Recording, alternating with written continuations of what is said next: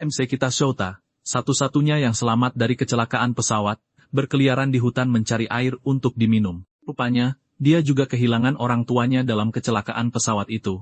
Ketika tubuhnya akhirnya menyerah dan dia mulai kehilangan kesadaran, seorang prajurit pasukan khusus dengan penutup mata muncul dan bertanya apakah dia ingin hidup. Ketika dia menjawab ya, pria itu kemudian menjelaskan bahwa dia akan menghadapi kehidupan pertempuran yang keras yang akan membuatnya menyesal tidak mati di sini. Saat pria itu mencoba menyelamatkannya, anak buahnya mencoba menghentikannya, menyatakan bahwa mereka sedang di tengah misi dan memungut sampah sepertinya hanya akan menghalangi. Tapi pria itu menjadi marah dan meneriaki mereka, mengatakan bahwa dia tidak menerima perintah dari orang yang lebih lemah darinya.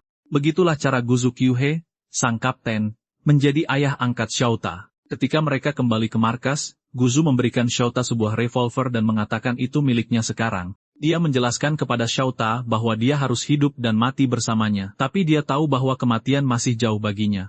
Guzu memberinya makanan dan air dan memberitahunya bahwa setelah selesai makan, dia akan menjadi seorang pejuang, yang membuatnya terkejut. Setelah makan, Guzu mengungkapkan rencananya untuk melatih Shota tanpa henti dan mengubahnya menjadi pejuang sejati hanya dalam waktu 5 tahun.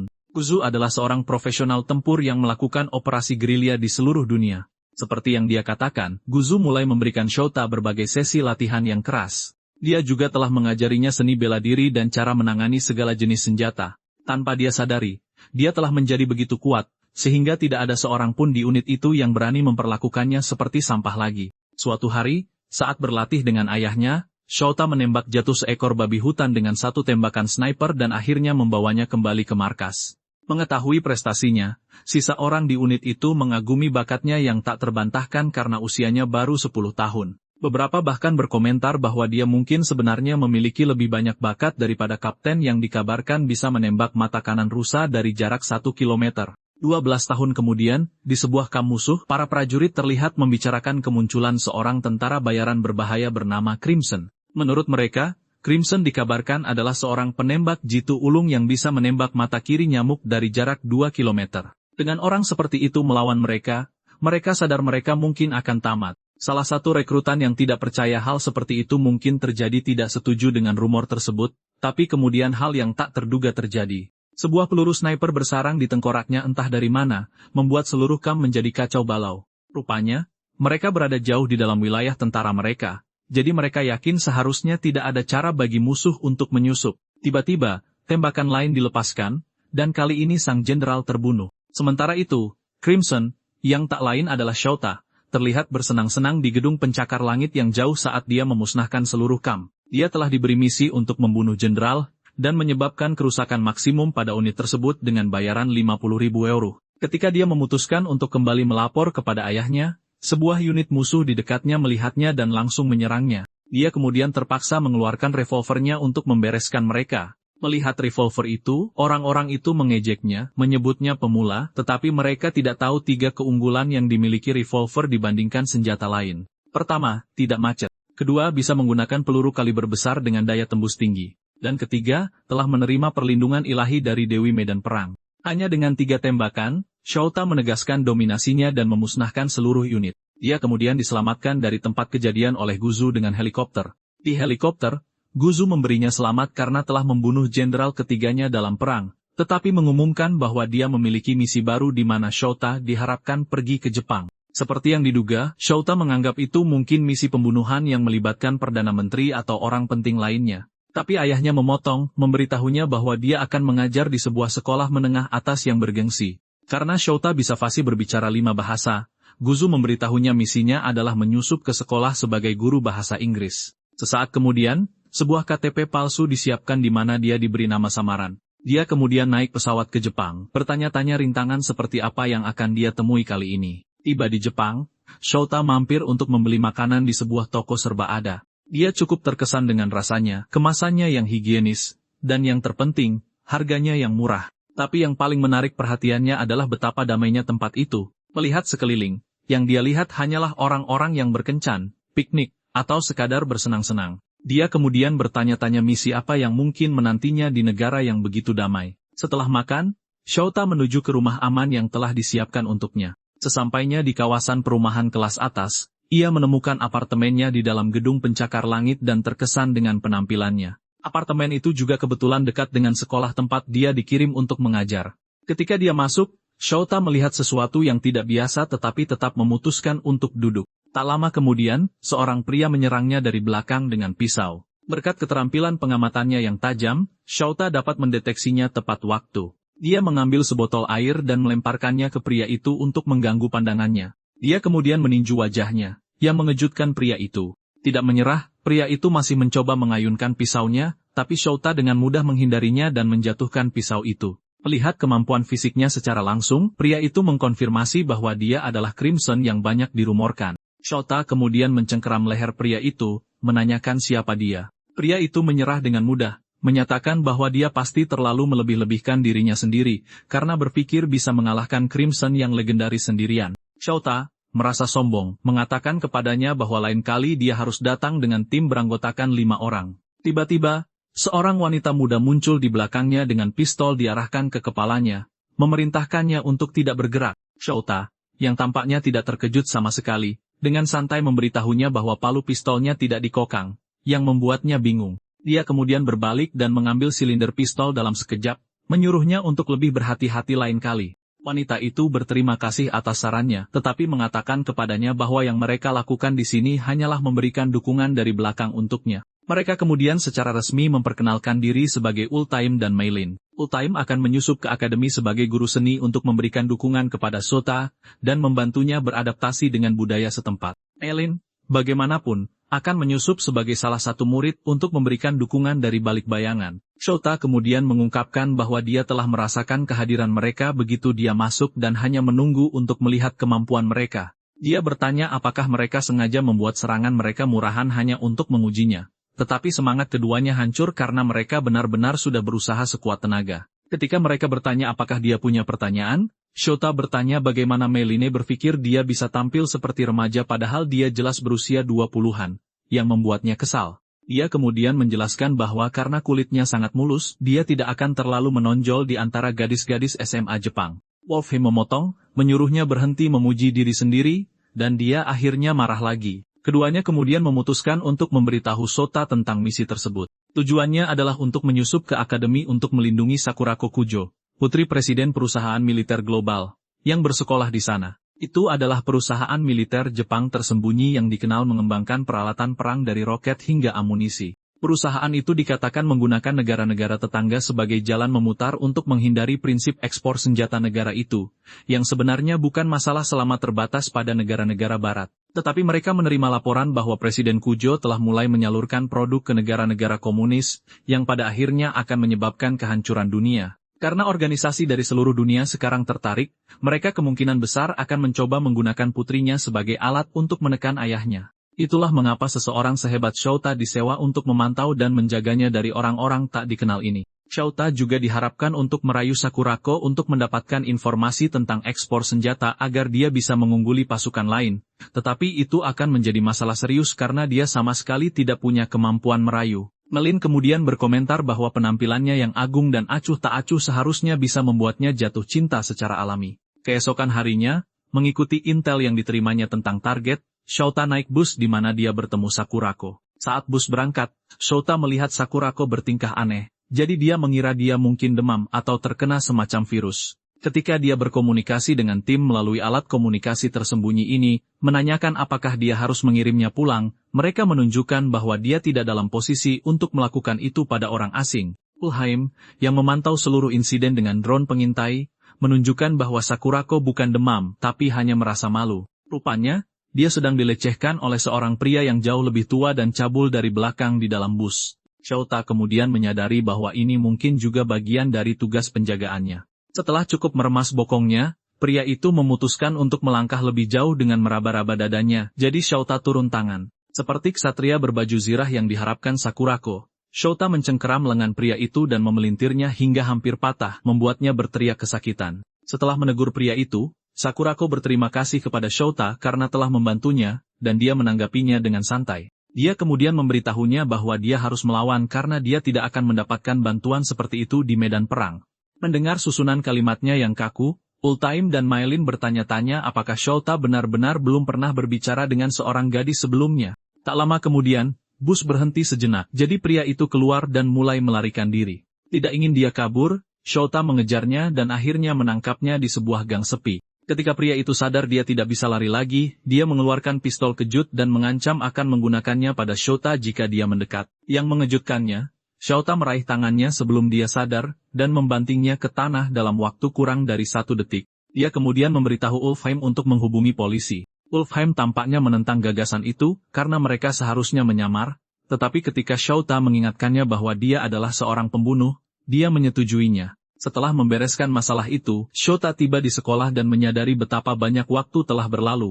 Karena dia sangat tertunda oleh polisi setelah menyerahkan pelaku pelecehan, tidak ada yang bisa dia lakukan. Ulfheim menginstruksikannya untuk segera melapor ke kepala sekolah, tetapi benar-benar terkejut ketika mengetahui bahwa Shota bahkan tidak tahu apa itu kepala sekolah. Karena dibesarkan oleh gerilyawan Amerika Selatan, dia tidak pernah bersekolah. Namun, Maylin, yang sudah berada di kelasnya, menjelaskan melalui alat komunikasi rahasianya sendiri bahwa kepala sekolah itu seperti seorang kolonel di lingkungan sekolah. Mendengar itu, Shota menyadari betapa pentingnya orang tersebut. Dia segera menuju ke kantor untuk memperkenalkan diri secara resmi. Ketika dia sampai di sana, dia cukup terkejut karena orang yang ditemuinya sama sekali tidak terlihat seperti seorang kolonel. Kepala sekolah menyambutnya dengan hangat dan memuji penampilannya yang tampan. Sementara Shota mencoba mencari tahu keahlian apa yang dimiliki kepala sekolah, pria tua itu merogoh saku dadanya untuk mengambil sesuatu. Shota langsung mengasumsikan yang terburuk, jadi dia juga meraih senjatanya.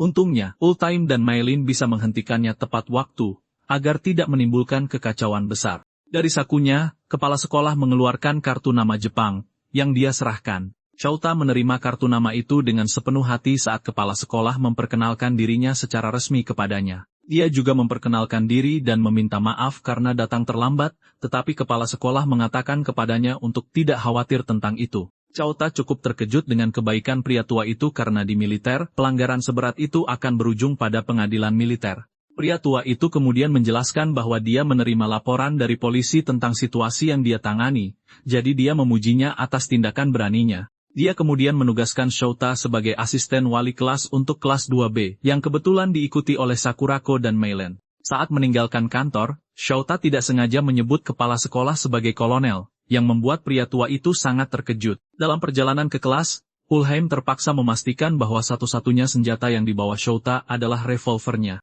Ketika Shota akhirnya tiba di pintu masuk kelas, Maylin menginstruksikannya untuk masuk dan memastikan dia bertingkah seperti seorang guru. Shota kemudian membuka pintu dan bersiap menghadapi rintangan yang belum pernah dia hadapi sebelumnya, yaitu murid. Masuk ke dalam kelas, Shota menarik perhatian para murid karena berbagai alasan.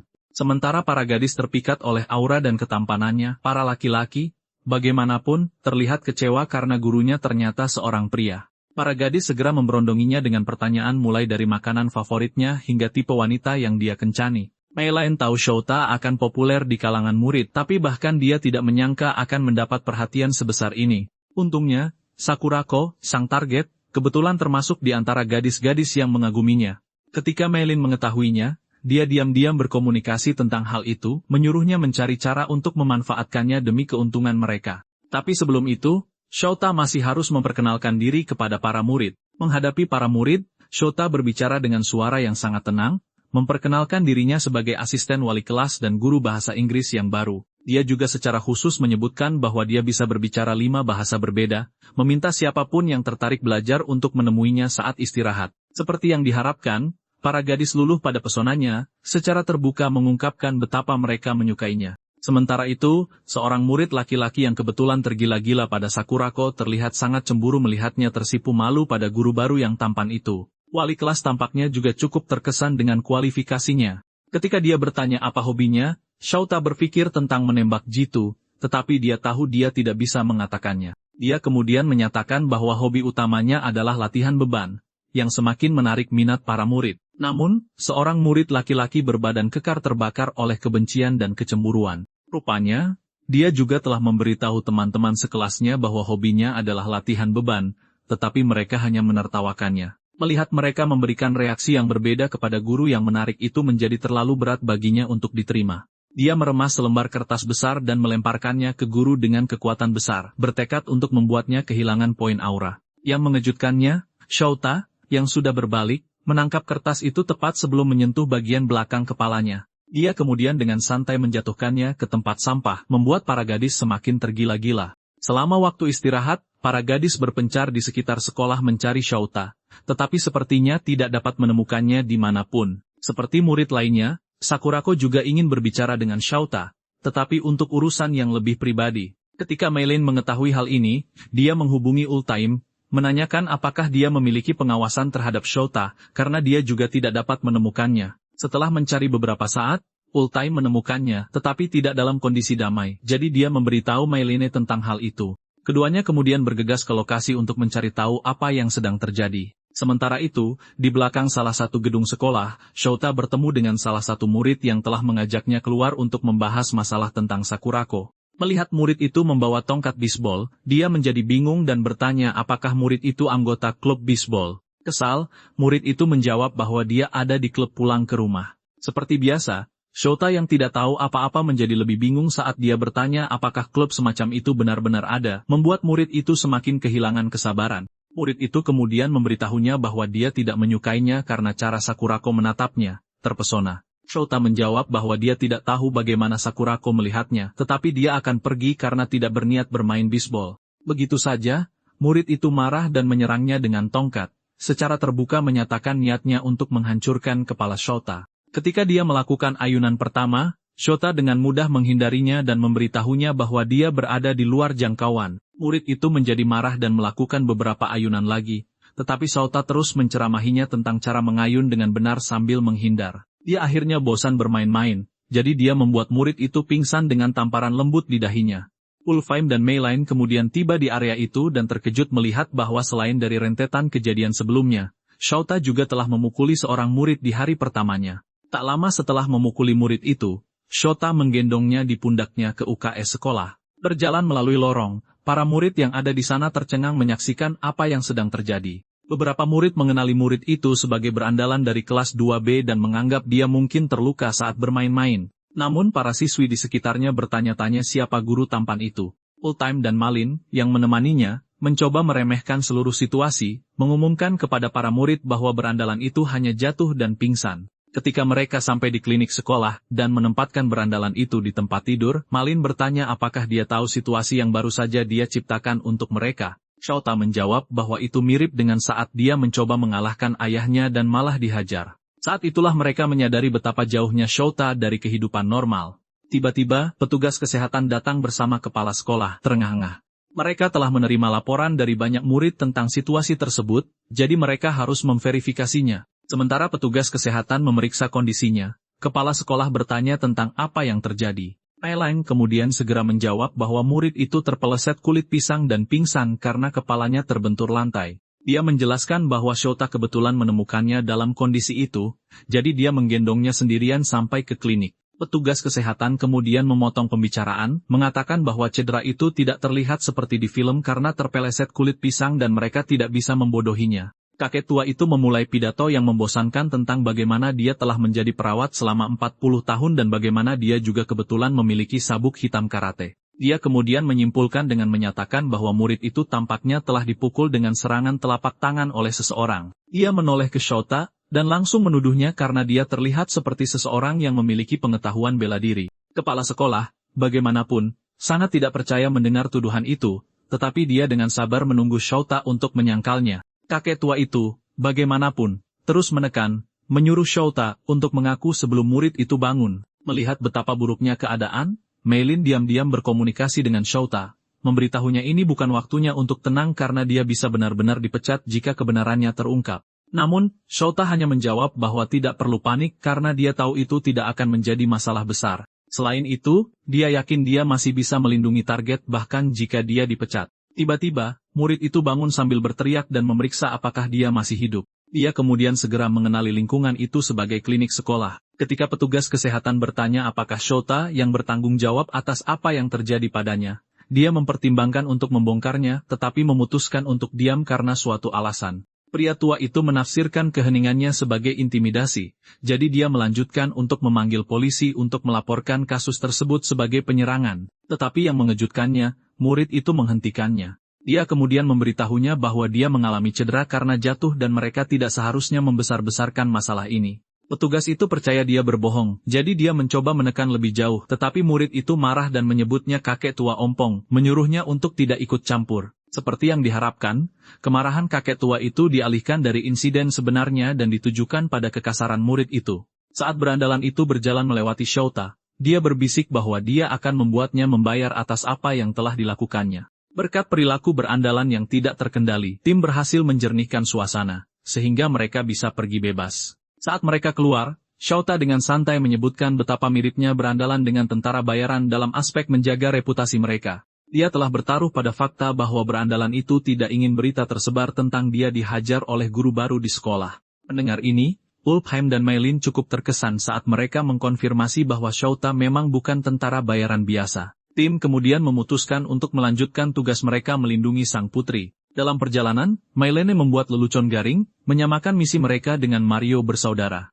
Tapi seperti yang diduga, Shota tidak mengerti. Sementara itu, seorang murid yang mencurigakan terlihat menguntit Sakurako sambil berpikir bahwa yang harus dia lakukan hanyalah menangkapnya, dan dunia akan menjadi miliknya. Tim akhirnya menemukan Sakurako sedang mengganti sepatunya di depan ruang loker sekolah, jadi mereka sadar dia akan pulang. Ulfheim, bagaimanapun, menyuarakan keprihatinannya tentang budaya Jepang yang tidak biasa yaitu mengganti sepatu padahal sekolah jelas memiliki petugas kebersihan.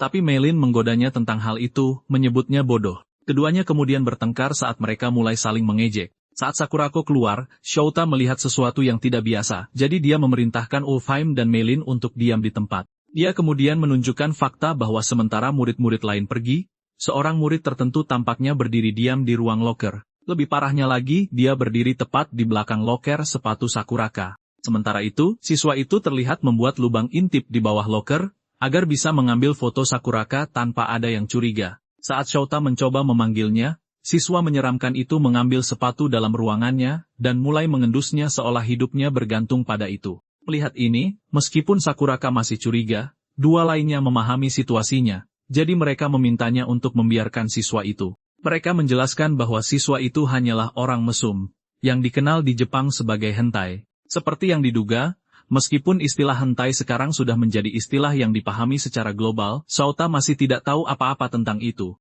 Saat siswa aneh itu mengendus sepatu, dia membayangkan dirinya dalam situasi mesum di mana Sakuraka adalah seorang dominatrix, dan dia adalah budaknya. Ulfheim menjelaskan kepada Shota yang bingung bahwa ada sekelompok orang yang mentalnya terganggu yang mencuri barang orang dan menggunakannya untuk berfantasi tanpa benar-benar berbicara dengan mereka. Namun, Shota menolak untuk percaya bahwa ada orang seaneh itu. Dia percaya anak itu punya motif, jadi dia memutuskan untuk menginterogasinya secara langsung. Saat Shota pergi, Maylin bertanya-tanya apakah dia akan baik-baik saja. Tetapi Ulfheim memintanya untuk membiarkannya karena dia perlu mengalami hal-hal seperti ini untuk memahami dunia lebih baik. Dia kemudian menginstruksikannya untuk mengikuti Sakurako dan mencoba berteman dengannya untuk mempermudah segalanya. Maylin kemudian pergi, meninggalkan Ulfheim untuk menangani situasi dengan Shota agar tidak lepas kendali. Saat siswa menyeramkan itu berjalan pulang, menatap foto-foto Sakurako yang dia ambil sebelumnya, Shota muncul di belakangnya dengan menyamar dan menutupi kepalanya dengan kantong plastik. Dia kemudian menginstruksikannya untuk bekerja sama dengannya selama dia ingin selamat. Siswa itu bekerja sama, jadi Shota membawanya ke gudang terbengkalai di mana dia mengikatnya ke kursi. Dia kemudian menanyai anak itu dengan keras, menanyakan organisasi apa yang mempekerjakannya sambil mengancamnya dengan pecahan kaca. Anak itu tampak benar-benar tidak tahu apa-apa. Jadi Shota menyebutkan serangkaian organisasi terkenal menanyakan dari mana dia berasal. Dia kemudian memberitahu anak itu bahwa dia telah membunuh anggota dari semua organisasi rahasia teratas, dan dia tidak akan menjadi pengecualian jika terus mencoba menyakiti Sakurako. Ketakutan setengah mati, anak itu segera menjelaskan bahwa dia tidak mencoba menyakitinya sama sekali, tetapi Shota masih tidak percaya padanya. Dia menuduh anak itu mencoba menambahkan racun atau bahan peledak ke sepatu Sakurako ketika dia memainkannya sebelumnya. Tapi anak itu menjelaskan bahwa tidak mungkin warga sipil biasa bisa mendapatkan barang seperti itu di Jepang modern. Tetap saja, Shota memutuskan untuk membawa interogasinya ke tingkat berikutnya. Dia memberitahu anak itu bahwa dia akan mengupas kulit lehernya dan jika dia tersentak, maka dia adalah agen yang menargetkan Sakurako. Tetapi jika dia menahannya, maka dia adalah agen bernyali tinggi dengan niat yang lebih dalam terhadapnya. Mendengar syaratnya, anak laki-laki itu, yang sudah basah kuyup oleh cairan tubuh, mulai semakin panik. Shota kemudian pura-pura menyerang anak itu, membuatnya mengompol dan pingsan. Dari reaksinya, dia bisa memastikan bahwa siswa itu bukan seorang agen. Tak lama kemudian, Ulheim masuk dan berterima kasih kepada Shota karena menahan diri untuk tidak benar-benar menyerang siswa itu. Mereka membawa siswa itu ke halte bus dan meninggalkannya di sana untuk sadar kembali saat mereka pergi. Keduanya kemudian pergi untuk melanjutkan perlindungan Sakurako. Sementara itu, Meilin menyusul Sakurako dan berpura-pura menuju ke arahnya, tetapi mereka tidak tahu ada penembak jitu profesional yang menunggu perintah untuk menembak Sakurako. Saat melihat Meilin mendekati Sakurako, penembak jitu, yang tidak ingin mengacaukan misinya, memutuskan untuk menunggu tembakan yang sempurna ke sasarannya. Meilin, di sisi lain, yang tidak menyadari apa yang sedang terjadi, mengobrol dengan Sakurako, menanyakan tentang riasan dan hal lainnya. Dia memperkenalkan dirinya sebagai orang asing yang saat ini belajar di Jepang. Ketika dia mendengar bahwa sekolah di Jepang tidak mengizinkan riasan, Meilin menjadi kesal, dan dia mengkritik sistem sekolah karena terlalu ketat. Dia kemudian menyebutkan bagaimana siswa di luar negeri bisa berpakaian dan bertindak sesuka mereka dan bahkan merokok. Sakurako tercengang oleh tingkat kebebasan yang dimiliki siswa lain. Tanpa sepengetahuannya, dia berada di tepi trotoar. Jadi dia kehilangan keseimbangan dan hampir jatuh ke jalan di mana sebuah kendaraan yang melaju kencang mendekat. Untungnya, Ultaim muncul dan menyelamatkannya dari tertabrak. Akibatnya, Ultaim basah kuyup karena genangan air yang terciprat mobil, tetapi dia tidak keberatan selama Sakurako baik-baik saja. Terkejut, Sakurako berterima kasih padanya dan meminta maaf karena membuat kemejanya basah kuyup. Yang mengejutkannya, Ultaim mengedipkan mata padanya, dan memanggilnya seorang putri yang pakaiannya hampir rusak. Sakurako dengan cepat mengklarifikasi bahwa dia bukan seorang putri, tetapi Ultaim bersikeras bahwa semua wanita adalah putri sesuai dengan ketetapan Tuhan selama 7 hari penciptaan. Dia memegang tangannya dan mencoba mendaratkan ciuman, tetapi Meilin, yang telah mengawasinya menggoda Sakurako, marah dan menjatuhkannya seperti Chun-Li di Street Fighter. Dia segera memberitahunya bahwa mencium tangan seseorang tidak diizinkan di Jepang. Dia menyerang asal-usul Ulheim, dan mereka bertengkar seperti kucing dan anjing. Setelah melihat mereka saling adu mulut, Sakurako menyebut mereka kelompok lucu yang bertengkar seperti kakak beradik. Para pembunuh itu kemudian berbicara satu sama lain, dan Meilin mengetahui dari Ulfaim bahwa seseorang telah mencoba menargetkan Sakurako. Sementara itu, di atap, penembak jitu mengunci bidikannya pada Sakurako, tetapi Shota muncul dan menembak kepalanya. Shota kemudian bertanya-tanya siapa mereka dan apakah mereka ingin menangkap Sakurako. Malam itu, di kamar Sakurako, Kane, pelayan Sakurako, melihat Sakurako terus-menerus menghela napas. Jadi dia bertanya pada gadis itu apa masalahnya. Sakurako langsung bingung, tetapi Kane mengingatkannya untuk memanggilnya dengan nama seperti yang diperintahkan ayahnya. Sakurako ragu-ragu dan melakukan seperti yang diperintahkan, dan pelayan yang marah itu akhirnya tenang. Kane kemudian mengingatkan gadis itu bahwa dia tidak boleh melupakan harga dirinya sebagai putri keluarga Chujo. Keluarga itu adalah keluarga bangsawan yang telah ada sejak zaman Heian. Setelah dimarahi, Sakurako bertanya pada Kanae, apakah dia pernah jatuh cinta. Butuh beberapa saat bagi Kanae untuk mengerti maksud Sakurako, tetapi ketika dia mengerti, dia mencoba berbicara tentang bagaimana menjadi bagian dari keluarga Chujo memengaruhi hubungan. Sakurako segera menyangkal bahwa dialah yang sedang jatuh cinta. Tetapi yang mengejutkannya, Kane memberitahunya bahwa tidak ada aturan keluarga yang melarang jatuh cinta dengan orang biasa.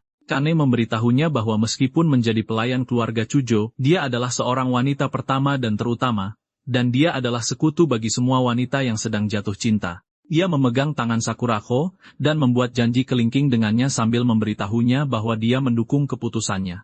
Sakurako bersukacita setelah mendapatkan sekutu tetapi tidak mendengar Kane berbicara tentang bagaimana pria yang dia harapkan dicintai Sakurako itu masuk akal. Pria yang dimaksud menembakkan beberapa peluru ke boneka di arena latihan. Dan semuanya tepat sasaran. Meilin memeriksa boneka-boneka itu dan melihat tembakannya miring ke kiri. Jadi dia bertanya mengapa itu disebut tepat sasaran. Ultaim menunjukkan padanya diagram anatomi manusia dan memberitahunya bahwa jantung manusia ada di sisi kiri. Dia menjadi malu dan menghina Ultaim karena mencoba pamer. Ultaim kemudian memuji Shota dan memberitahunya bahwa dia bisa memenangkan medali emas di Olimpiade dengan tingkat keahliannya. Shota menyebut Olimpiade sebagai kompetisi amatir yang tidak ingin dia ikuti karena dia seorang profesional. Dia kemudian meminta informasi kepada Ultaim mengenai organisasi musuh. Tetapi ketika Shota melihat perilakunya yang lesu, Shota meminta validasi atas pekerjaan Ultaim. Ultaim kemudian memberitahunya bahwa Malin adalah spesialis intelijen mereka. Mereka menatapnya, dan begitu dia menyadari bahwa dia ditanyai, Malin memberitahu mereka bahwa dia menggunakan semua sumber dayanya tetapi belum menemukan petunjuk apapun. Chouta mencatat bahwa organisasi tersebut memiliki sumber daya untuk mendapatkan penembak jitu.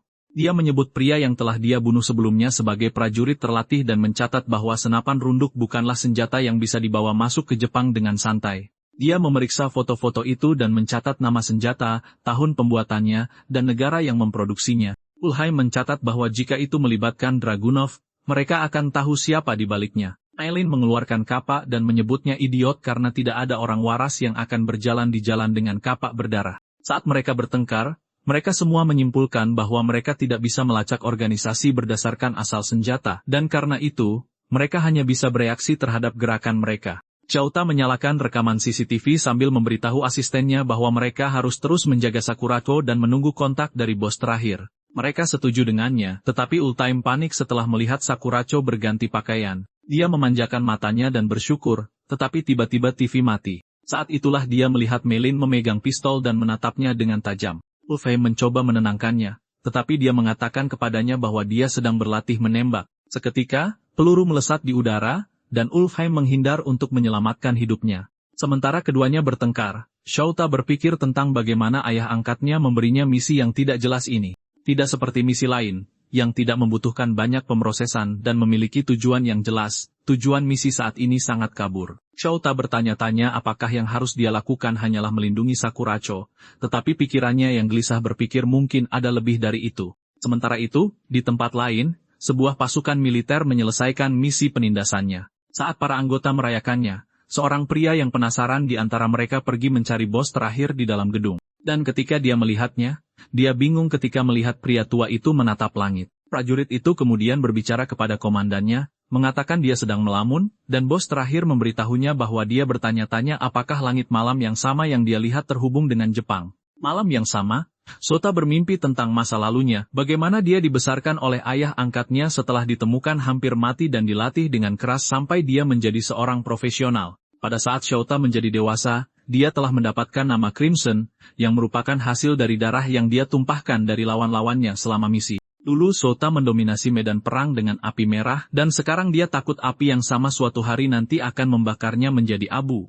Keesokan paginya, dia bangun tanpa busana, dan memutuskan untuk melakukan olahraga ringan. Sialnya bagi Ultime, dia masuk begitu saja ke kamar tanpa mengetuk, dan sebagai hasilnya, sebuah gambar yang tak terlupakan terpatri di retinanya. Saat dia mencoba melupakan apa yang baru saja dilihatnya, Ulfheim berkata dia harus berkencan dengan 6 wanita berbeda untuk membersihkan matanya. Saat Chouta berdandan untuk sekolah, dia bertanya kepada Ulfheim apakah dia pandai dalam misi seperti itu, dan Ulfheim membual bisa menyelesaikannya dalam sehari. Penasaran mengapa Ulfheim masuk ke kamarnya, Chouta bertanya kepada Ulfheim mengapa dia ada di sana. Dan Ulfheim menempel padanya sebelum mengatakan bahwa dia khawatir tentangnya karena perbedaan siang dan malam antara perang dan Jepang. Dia kemudian mendesak Chouta untuk sarapan dengannya sebelum mereka berangkat ke sekolah.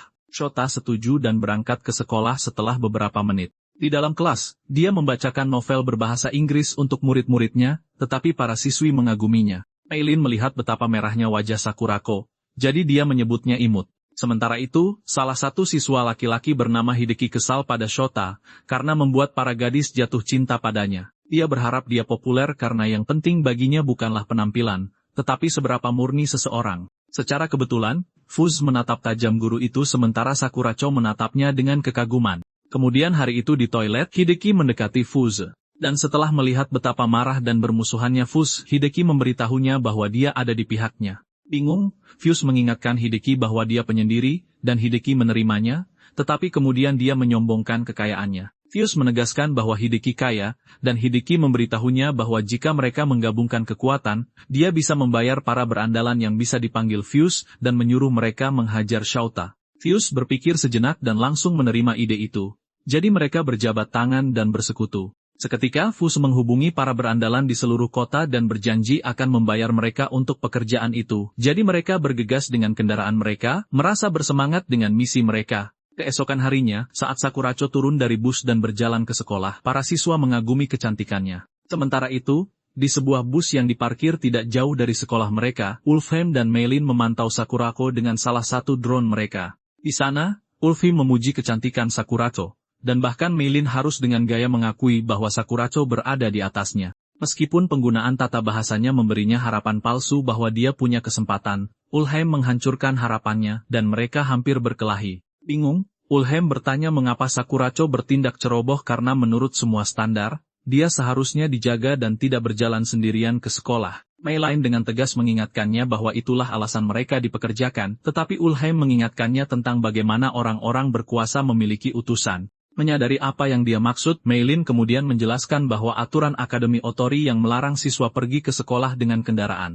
Sekolah tidak mengizinkan klasisme, dan semua kelas masyarakat bersekolah di sana. Meilin memberitahu Ulheim bahwa moto sekolah adalah kemandirian dan kemandirian, tetapi Ulheim menganggapnya sebagai instruksi bagi siswa kaya untuk belajar dari rakyat jelata. Meilin kemudian melanjutkan dengan menjelaskan bahwa ayah Sakurako pada awalnya ingin putrinya bersekolah di sekolah khusus perempuan sampai universitas, tetapi gadis muda itu bersikeras untuk pergi ke Otori. Sambil mengamati Sakurako, Ulheim mengatakan dia memikat setiap pria di sekitarnya hanya dengan berjalan. Meilin kemudian memberitahunya hal yang sama berlaku untuk Shota. Mereka melihat Shota berjalan ke sekolah dan melihat banyak gadis mengaguminya. Ulheim menatap kedua sosok populer itu, dan berkata mereka bisa menjadi pasangan kerajaan seandainya mereka berada di waktu yang berbeda. Meilin sebagian setuju, tetapi kemudian mencatat bahwa masalah selalu membayangi setiap kali seorang pangeran dan putri jatuh cinta. Dia menginstruksikan Ulheim untuk mengarahkan kamera drone ke depan Shota, dan ketika dia melakukannya, mereka melihat Fuse dengan sekelompok berandalan menghalangi jalan Shota. Fuse menyapa Shota dengan mengejek, tetapi Shota menjawab dengan santai. Anak itu kesal dengan perilaku gurunya, tetapi itu tetap menjadi penghalang. Meilin dan Ulheim, yang mengamati melalui drone, secara tidak langsung menyebut Fuse manusia gua, karena muncul dengan bala bantuan setelah Shota sebelumnya mengalahkannya. Ulheim kemudian memberitahu Meilin bahwa ada masalah, dan itu adalah jumlah tidak berarti di hadapan Crimson yang legendaris.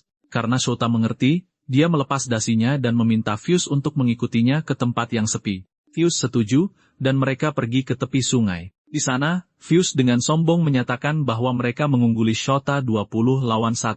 Dia percaya Shota tidak punya kesempatan karena perbedaan jumlah. Jadi dia memberi guru itu pilihan untuk menangis dan meminta maaf. Dan dengan cara itu, dia mungkin akan diampuni. Yang mengejutkan mereka, Shota memberi mereka syarat yang sama dan kemudian mengingatkan mereka bahwa dia berharap mereka tidak berkelahi karena dia adalah guru mereka. Mereka menertawakannya dan menyimpulkan bahwa Shota tidak pandai matematika. Dengan dua kata, Fuse memerintahkan para berandalan untuk melawan Shota. Mereka segera menyerbunya, tetapi dia melipat mereka dan menghajar mereka seperti berjalan-jalan di taman. Yang lain menjadi ketakutan saat dia dengan sempurna menjatuhkan rekan-rekan mereka.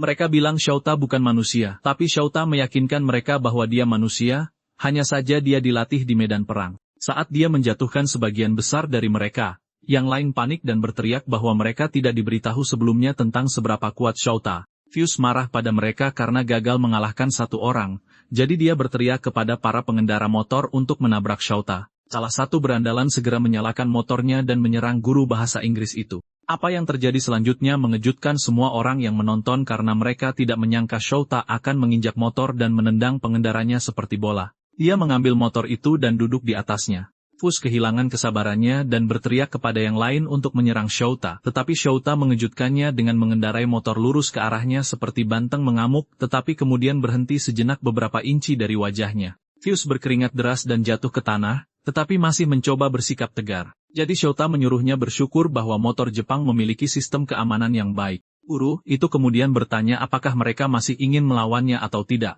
Mendengar ini, para berandalan berpikir sejenak sebelum membuat keputusan bijak dengan mengucapkan selamat tinggal pada Fuse dan melarikan diri. Fuse terkejut dengan perilaku mereka, jadi dia memerintahkan mereka untuk kembali.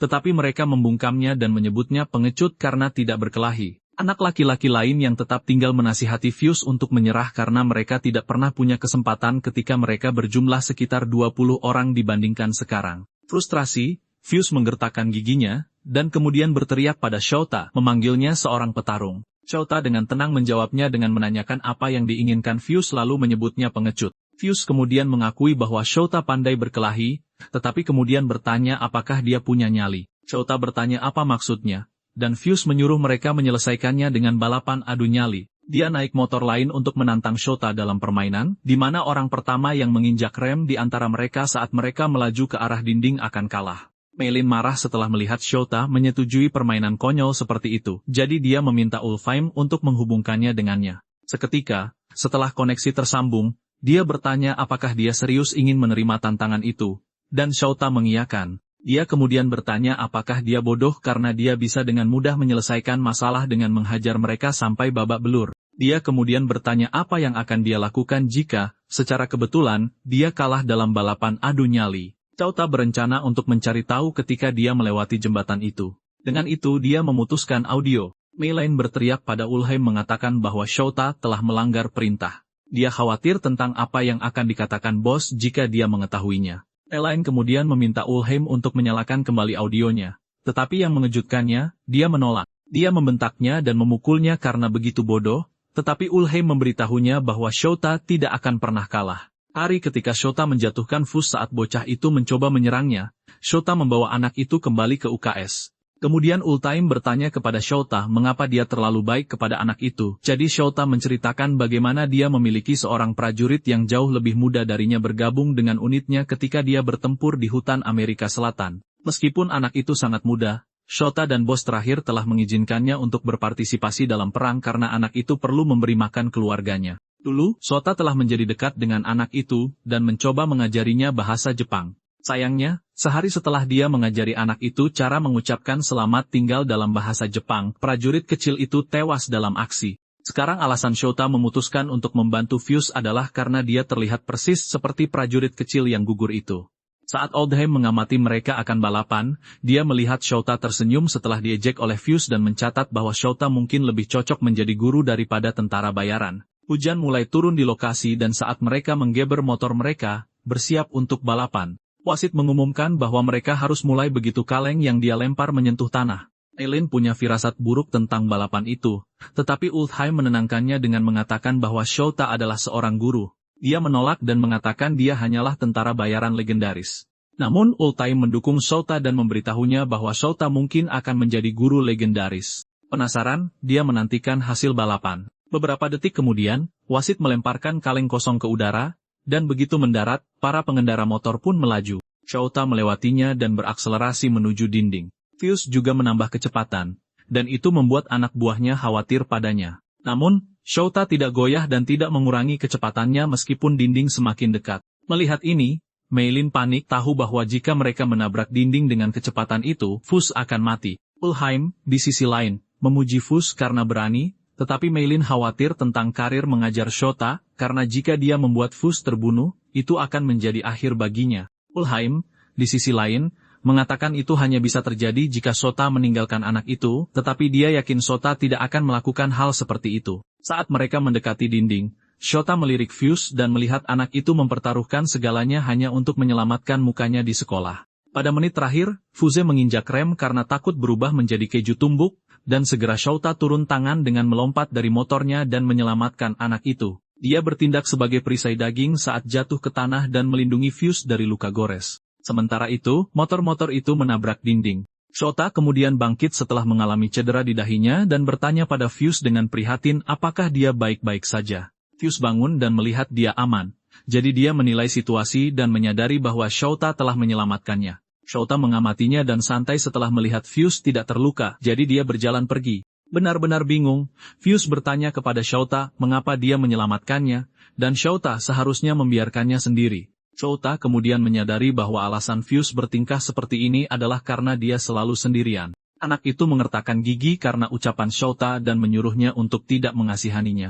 Fuse lalu teringat bagaimana orang tuanya tidak peduli padanya, dan dia harus berjuang sendiri di dunia yang begitu sepi ini. Shota menghampirinya dan berkata bahwa di dunianya, anak-anak tidak dibiarkan sendirian karena mereka juga aset tempur dan tenaga kerja yang berharga. Dia menjelaskan pada Fuse bahwa dia hidup di dunia di mana nyawa anak-anak tak ada harganya, tapi masalahnya ada pada Fuse yang selama ini tidak mau membuka diri. Dengan itu, Shota mengulurkan tangannya pada Fuse, dan anak itu terkejut melihat seseorang menunjukkan kepedulian padanya. Shota lalu memberitahu Fuse bahwa dia tidak sendirian, dan jika dia ingin melampiaskan amarah atau kesal pada sesuatu, dia harus datang padanya. Dan jika itu soal berkelahi, dia akan meladeni Fuse sebanyak yang dia mau. Bocah itu menangis dan lalu menjabat tangan Shota sambil setuju. Pada titik ini, Meilin mengakui dia kagum dengan semangat berapi-api Shota. Sama seperti Ultime, dia setuju bahwa Shota tidak bertingkah aneh. Di luar, saat Shota dan Fuse meninggalkan tepi sungai, Fuse memastikan bahwa Shota baru saja pindah ke kota mereka.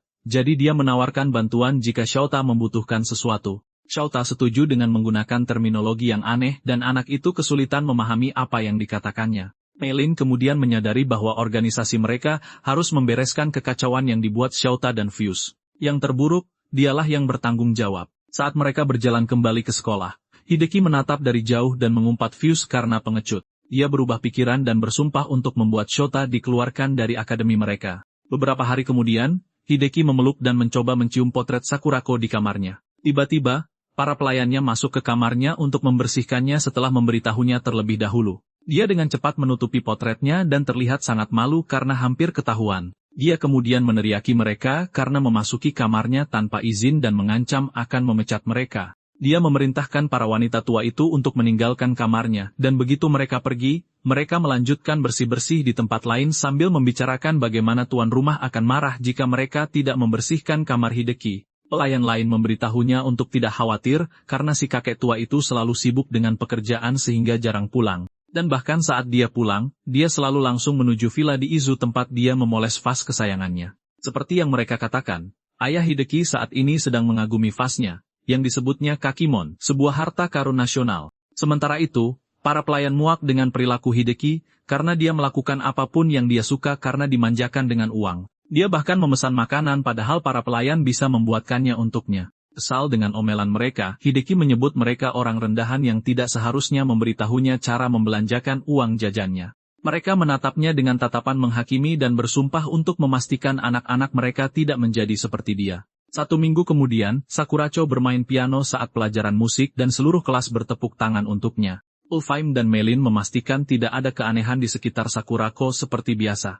Mereka berbicara tentang bagaimana tidak ada yang terjadi sejak insiden penembak jitu, dan sejak saat itu suasana menjadi damai. Karena penasaran, Meilin bertanya pada Ulfheim apa yang sedang dilakukan Shota, karena dia belum melihatnya sejak pagi. Ulfheim kemudian melaporkan kepadanya bahwa Shota sedang dimarahi oleh kepala sekolah. Malin meninggalkan ruang musik setelah mendengar bahwa kepala sekolah Tazaki telah memanggil Shota. Sementara itu, di kantor kepala sekolah, Tazaki memberitahu Shota bahwa ada kasus yang meresahkan tentangnya. Shota, seperti biasa, bersikap tegas dan kaku di hadapan kepala sekolah seolah-olah dia sedang berbicara dengan seorang kolonel. Dia bertanya pada kepala sekolah apa yang telah dia lakukan, dan Tazaki menunjukkan foto-foto dirinya sedang menghajar para berandalan di tepi sungai. Shota hanya menyebutnya foto dari pelajaran ekstrakurikuler yang mereka lakukan tempo hari, dan dia tidak melihat ada masalah dengan itu. Tazaki kemudian memberitahunya bahwa foto-foto itu disebarkan ke PTA.